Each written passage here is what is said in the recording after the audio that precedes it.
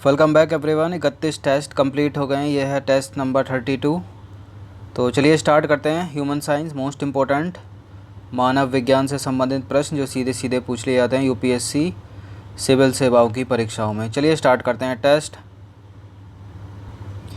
तो question number 1 है यहाँ पर, श्वेत रुधिर कणिकाओं के संदर्भ में कुछ स्टेटमेंट है। श्वेत रुधिर कणिकाएँ क्या होती हैं?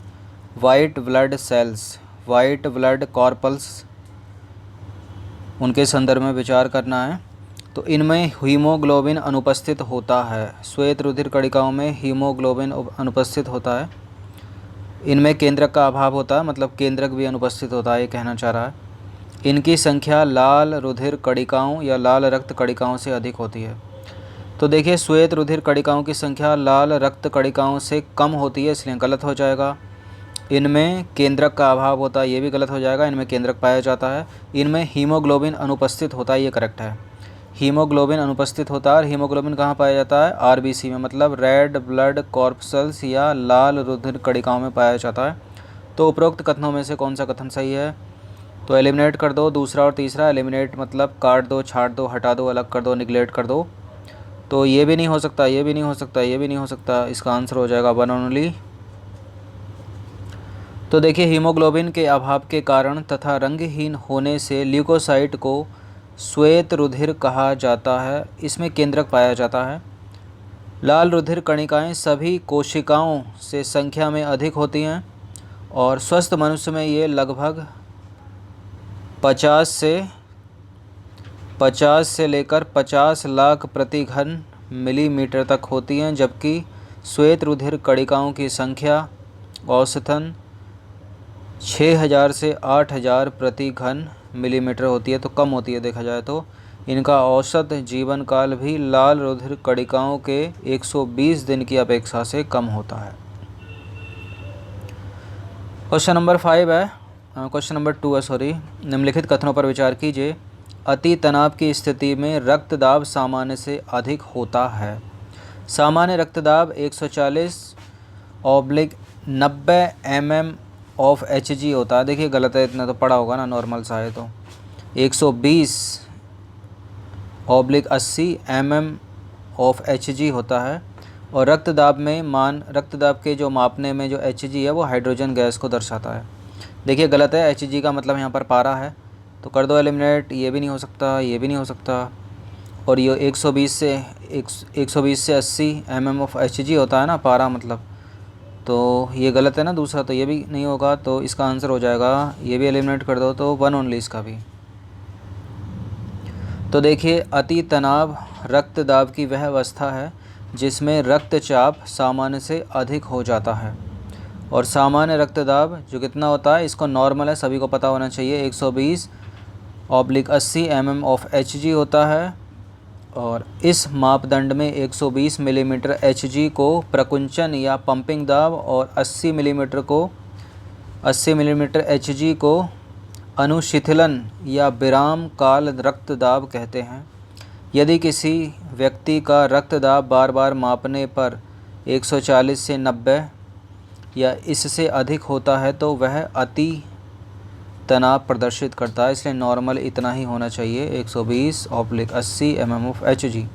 रक्तदाब के मान जैसे 120 mm Hg में Hg का तात्पर्य मरकरी से है, हाइड्रोजन गैस से नहीं है।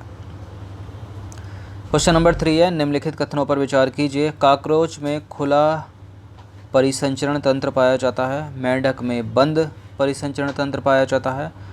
बंद परिसंचरण तंत्र अधिक लाभदायक होता है। तो देखिए यहाँ पर जो स्टेटमेंट है वो तीनों के तीनों करेक्ट हो जाएंगे। इसका आंसर हो जाएगा डी। तो कॉकरोच में खुला परिसंचरण तंत्र पाया जाता है, करेक्ट है। मेंढक में बंद परिसंचरण तंत्र पाया जाता है, ये भी करेक्ट है। बंद परिसंचरण तंत्र अधिक लाभदायक होता है, इसका आंसर हो जाएगा डी।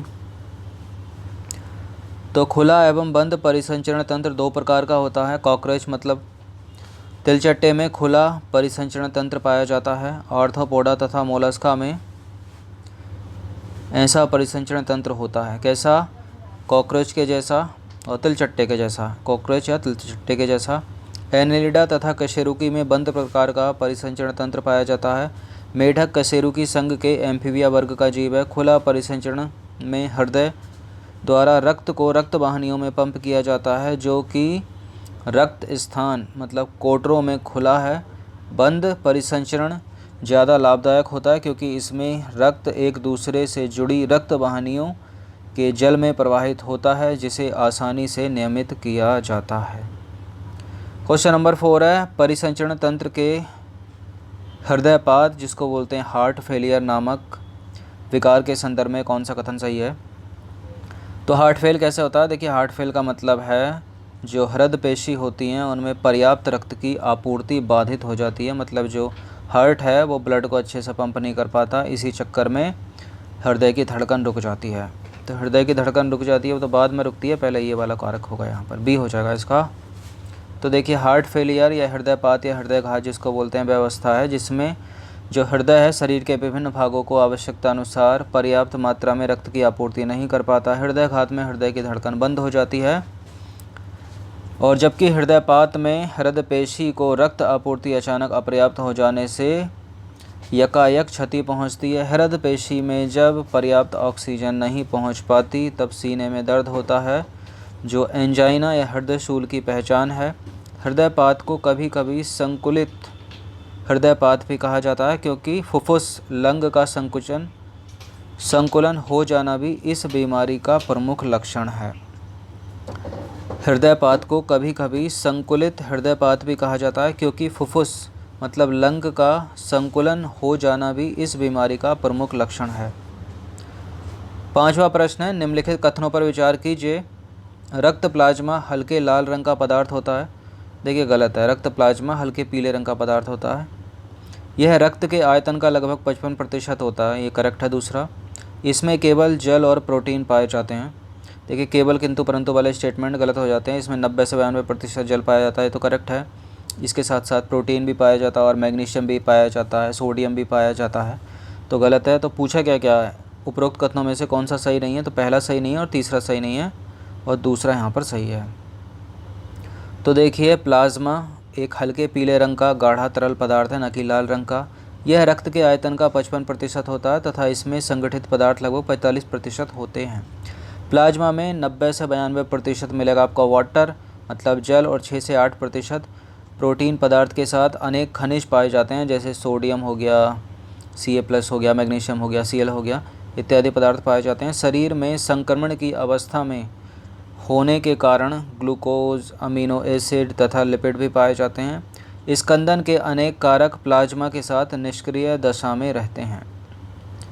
6वां प्रश्न है, इरिथ्रियोसाइट मतलब लाल रुधिर लाल रंग की कोशिकाएं हैं। इनका निर्माण लाल अस्थि मज्जा में होता है। तो देखिए, इरिथ्रियोसाइट्स लाल रुधिर लाल रंग की कोशिकाएं हैं। इसका कारण क्या है? क्योंकि इनका निर्माण लाल अस्थि मज्जा है, बोन मैरो में होता है, यही कारण है क्या इसका? तो इसका आंसर हो जाएगा देखिए बी। दोनों के दोनों कथन सही हैं लेकिन स्पष्टीकरण नहीं करता है। तो देखिए, इरिथ्रियोसाइट लाल रुधिर लाल रंग की कोशिकाएं हैं, करेक्ट है। इनका निर्माण लाल अस्थि मज्जा में होता है। तो लाल अस्थि मज्जा में होने से ये लाल रंग की थोड़ी हो जाती हैं। ए और आर दोनों सही हैं, स्पष्टीकरण नहीं करता है। तो देखिए, ए और आर दोनों सही हैं लेकिन आर ए का सही स्पष्टीकरण नहीं करता है। इरिथ्रोसाइट्स या लाल रुधिर कोशिकाओं का लाल रंग एक लोहयुक्त जटिल प्रोटीन हीमोग्लोबिन की उपस्थिति के कारण होता है। वयस्क अवस्था में लाल रुधिर कणिकाएं लाल अस्थि मज्जा में बनती हैं तथा इनका विनाश प्लीहा या स्प्लीन या प्लीहा में होता है, जिसको आरबीसी का कब्रिस्तान कहा जाता है। और अधिकतर स्तनधारियों की लाल रुधिर कोशिकाओं या कणिकाओं में केंद्रक नहीं पाए जाते, ध्यान दीजिएगा, तथा इनकी आकृति उभयावतल होती है।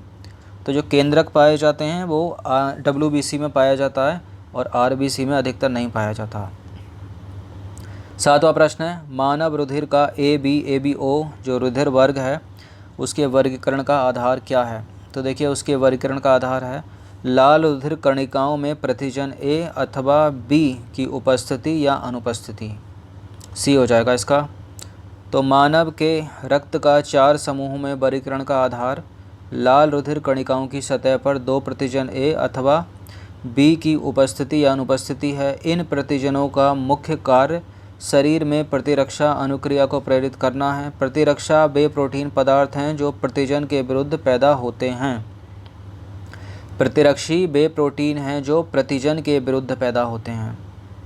8वां प्रश्न है, निम्नलिखित में से किस में 4 कक्षीय हृदय नहीं पाया जाता है, मतलब 4 चैम्बर्ड हार्ट नहीं पाया जाता है।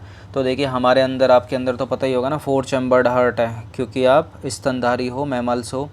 पक्षी में भी 4 चैम्बर्ड हार्ट पाया जाता है। मगरमच्छ क्योंकि एक रेप्टाइल है, तो रेप्टाइल जो होते हैं, सरीसृप जो होते हैं, उनमें 3 कोष्ठीय जो होता है वो हृदय पाया जाता है, मतलब 3 चैम्बर्ड हृदय पाया जाता है, 3 कक्ष होते हैं उसमें। लेकिन मगरमच्छ इसका अपवाद है, क्योंकि इसमें 4 चैम्बर्ड हार्ट पाया जाता है, तो ये भी हो जाएगा, इसमें 4 चैम्बर्ड पाया जाता है। मछली यहाँ पे जो है इसका 2 कक्षक होते हैं इसके हार्ट में, मतलब 2 चैम्बर्ड होते हैं, तो ये गलत हो जाएगा यहाँ पर, क्योंकि इसमें 4 कक्षीय नहीं पाया जाता। इसमें 4 कक्षीय, इसमें 4 कक्षीय, इसमें 4 कक्षीय, इसमें नहीं पाया जाता मछली में। तो देखिए सभी कशेरुकियों में कक्षों से बना हुआ पेशी हृदय होता है। मछली में 2 कोशीय होता है, एक अलिंद होता है, एक निलय होता है, और उभयचरों तथा सरीसृपों में 3 कक्ष होते हैं। 3 कक्ष में 2 होते हैं अलिंद और 1 होता है निलय, किंतु मगरमच्छ इसका अपवाद है, क्योंकि मगरमच्छ सरीसृप होते हुए भी उसमें 4 चैम्बर्ड हार्ट पाया जाता है। मगरमच्छ पक्षियों तथा स्तनधारियों में जो हृदय होता है उसमें 4 कक्षक होते हैं, मतलब 2 अलिंद होते हैं, 2 ही निलय होते हैं, जैसा हमारे अंदर आपके अंदर। क्वेश्चन नंबर 9 है, प्लेटलेट्स या पट्टिकाणु का निर्माण कौन सी कोशिकाओं के विखंडन से होता है। तो प्लेटलेट्स या पट्टिकाणु का निर्माण जो होता है वो बोन मैरो में होता है, मतलब अस्थि मज्जा में होता है। तो इसमें अस्थि मज्जा तो है नहीं कहीं, तो अस्थि मज्जा का एक पार्ट होता है मेगा कैरियोसाइट, मेगा कैरियोसाइट में होता है। इसका आंसर हो जाएगा सी। तो देखिए प्लेटलेट्स को थ्रोम्बोसाइट्स भी कहा जाता है। ये अस्थि मज्जा की विशेष कोशिका मेगा कैरियोसाइट्स के टुकड़ों के विखंडन से बनती है। रक्त में इनकी संख्या 1.5 से 3.5 लाख प्रति घन मिलीमीटर होती है।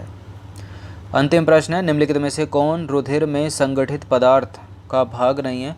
तो ब्लड में आपके क्या क्या नहीं पाया जाता, क्या क्या पाया जाता है, पहले उसको कर लो, फिर एलिमिनेट तो हो ही जाएगा वो। तो देखिए आपके ब्लड में आरबीसी पाई जाती है, डब्ल्यूबीसी पाई जाती है, प्लेटलेट्स भी पाई जाती है, प्लाज्मा नहीं पाया जाता। तो देखिए लाल रुधिर कणिकाएँ, श्वेत रुधिर कणिकाएँ या पट्टिकाणु जिसको बोलते हैं प्लेटलेट्स को संयुक्त रूप से रुधिर मतलब ब्लड कहा जाता है। देखा जाए तो RBC plus WBC plus platelets, RBC WBC plus platelets मिलकर क्या बनाते हैं, ब्लड बनाते हैं। उसके संगठित पदार्थ को रक्त कहते हैं, और ये रक्त का लगभग 45% भाग बनाते हैं। कितना प्रतिशत, 45% भाग बनाते हैं। तो देखिए 10 के 10 ये इंपॉर्टेंट प्रश्न थे, प्रीलिम्स के लिए इम्पोर्टेंट हैं। 8 से 10 महीने डेली 5 से 6 घंटे पढ़ोगे तब जाके प्रीलिम्स निकलता है, यूपीएससी सिविल सेवाओं जैसी परीक्षाओं का या किसी भी स्टेट पीसीएस जैसी परीक्षाओं का। देखिए यूपीएससी का प्रीलिम्स जिसका एक बार निकल गया फिर कभी नहीं रुकता है, ध्यान दीजिएगा, एक बार निकल गया तो फिर कभी नहीं रुकता है। इसलिए अच्छे से प्रिपेयर करते रहिए। जितने भी आपके पास अटैम्प्ट हैं, 6 अटैम्प्ट हैं, 9 अटैम्प्ट हैं, या फिर आपकी आयु सीमा के बराबर अटैम्प्ट हैं, तो अच्छे से इनका उपयोग कीजिए। ऐसा नहीं है कि आपकी तैयारी नहीं है फिर भी आप अटैम्प्ट बैठ गए, परीक्षा में बैठ गए, अटैम्प्ट को बर्बाद कर दिया। तो अच्छे से रिवीजन करते रहिए। देखिए प्रीलिम्स के लिए बिल्कुल ऐसा नहीं है कि आपको सब कुछ रटा होना चाहिए, पढ़ा होना चाहिए। आजकल जो प्रीलिम्स हो गया है, इस बार का पेपर देख के आपको पता चल गया होगा किस तरह का था। तो स्मार्टनेस की सबसे ज़्यादा ज़रूरत है प्रारंभिक परीक्षा को निकालने के लिए। स्मार्टनेस के साथ अपने सब कॉन्शियस माइंड का यूज़ कीजिए। माइंड बोल देता है आपको कि इसका ये सही होगा, लेकिन फिर उसके बाद सही करके भी बाद के 15-20 मिनट में क्या करते हो, अपने दूसरे माइंड से उसको गलत कर देते हो, काट के बी लगा देते हो, जबकि ये सही था उसका। तो एलिमिनेशन मेथड सबसे ज़्यादा ज़रूरी होता है। तुक्का मारने की विधि इसमें बहुत कारगर होती है कि 2 में से 1 हटाना हो, 1 में से 2 हटाना हो। तो प्रीलिम्स के लिए स्मार्टनेस ज़रूरी है और थोड़ा बहुत ज्ञान करंट अफेयर्स का, क्योंकि करंट अफेयर्स इसमें बहुत रोल निभाता है। डेली का डेली करंट अफेयर्स करते रहिए, मैं भी कवर करा रहा हूँ। तो 5 से 6 घंटे पढ़ते रहिए 8 से 10 महीने, ताकि बाद का जो 1 महीने का टाइम है आप उसमें केवल और केवल रिवीजन कर पाओ। चीज़ें बार बार रिपीट होंगी, आपके सामने आएंगी, तो क्या होगा, लंबे समय तक याद रहेगा और तुरंत वहाँ पर इस बार नहीं चूकोगे। तो चलिए, लेसन देखने के लिए धन्यवाद। सब्सक्राइब जरूर कर लेना चैनल को, बेल आइकन को प्रेस रखना ताकि लेटेस्ट वीडियो जो उसका नोटिफिकेशन आए आपको सही टाइम पर मिल जाए। धन्यवाद।